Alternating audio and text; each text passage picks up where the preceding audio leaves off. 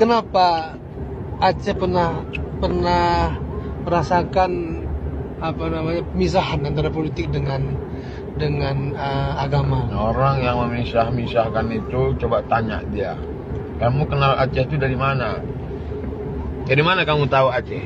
Dari kerajaan Samudra Pasai, dari kerajaan Islam. Dari mana kamu kenal Aceh? Dari Malikul Saleh, Sultan yang adil dan amanah. Dari mana kamu kenal Aceh? Dari Sultan Iskandar Muda.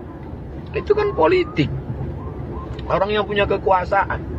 Maka Islam bisa rata sampai turun dari mulai atas Sumatera sampai ke Melayu Langkat, Melayu Deli. Melayu Deli itu kan dari Aceh. Berarti redupnya karena Melayu Asahan, Tanjung Balai Asahan. Itu kan anak dari Sultan Iskandar Muda. Unik itu. Asahan itu unik. Sultannya dari Aceh, masyarakatnya Batak. Asana Batak. kenal di situ. Mandailing. Tapi disebut kerajaan Melayu karena dia tinggal di pesisir. Tapi jangan lupa, dari mana? Dari politik kekuasaan. Dari agama. Tidak usah bicara Islam pun. Dalai Lama, Tibet.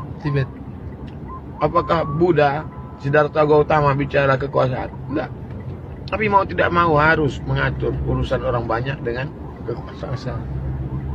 Maka kalau dikatakan Politik itu kotor. politik itu jahat, politik itu haram, lalu kemudian orang-orang baik ini meninggalkan politik, akhirnya yang bertarung di demokrasi ini pecandu narkoba, pemakai sabu-sabu. Setelah tertangkap barulah orang. Kenapa orang baik-baik dulu kemana? Oleh sebab itu maka kita support orang baik-baik ini untuk duduk di DPRD kota, DPRD kabupaten, DPRD provinsi, DPD. Mereka yang akan bertarung. Kita tidak ejek mengejek. Apa itu Somad tuh? Cuma ceramah-ceramah aja. Kita juga tidak ejek. Apa kalian cuma duduk sidang di parlemen? Kami di masjid menyadarkan umat tentang pentingnya memilih wakil rakyat yang amanah. Kami isi khutbah Jumat, Maulid Nabi, Isra Mi'raj, Nuzul Quran. Bangkitkan semangat gairah umat. Karena kita tinggal di negara demokrasi, konstitusional yang kita sampaikan. Tapi juga kalian saudaraku, berjuanglah di parlemen. Arli bicara, kalian bicarakan ini tentang peraturan daerah, memasukkan pendidikan agama di sekolah umum, tentang perda zakat, tentang perda busana muslimah.